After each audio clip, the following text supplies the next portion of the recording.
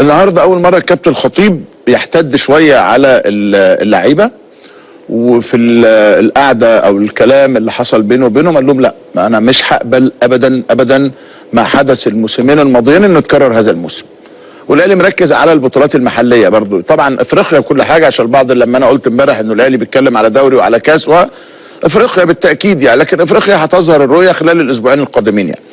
فالاهلي مركز جدا على استعاده البطولات المحليه الدوري والكاس.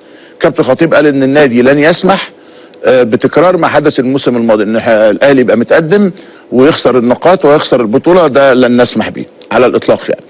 وكان حد في الكلام مع اللاعبين يعني.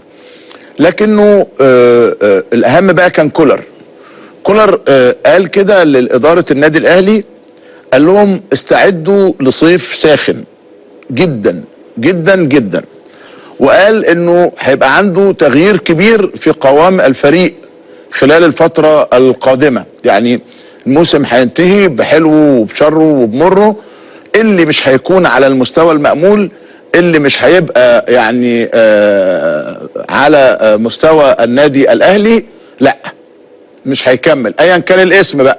ايا كان الاسم، لو مصطفى الشوبير نفسه مش هيكاديني بقول لكم اهو من دلوقتي عشان كل واحد يعمل حساب. ايوه كده، اغضب يا خطيب، اغضب بقى. اللعيبه دي تعبنا، جابوا لنا الشجر. يعني ما اعرفش هل في تعليمات بكده، هل مش عارف، بس انا كنت قاعد بتفرج وهتجنن ازاي يحصل كده. وبعدين ده فاضل لسه 3 دقايق، يعني كان ممكن كورنر يترفع نجيب جون ويخلص الماتش بالظبط. يلا هارد لك بقى. الحمد لله الحمد لله. رمضان صبحي استبعاده من مباراه بيراميدز. بص نرجع تاني. انت قلتها استبعاد وانا اتناقشت معاك.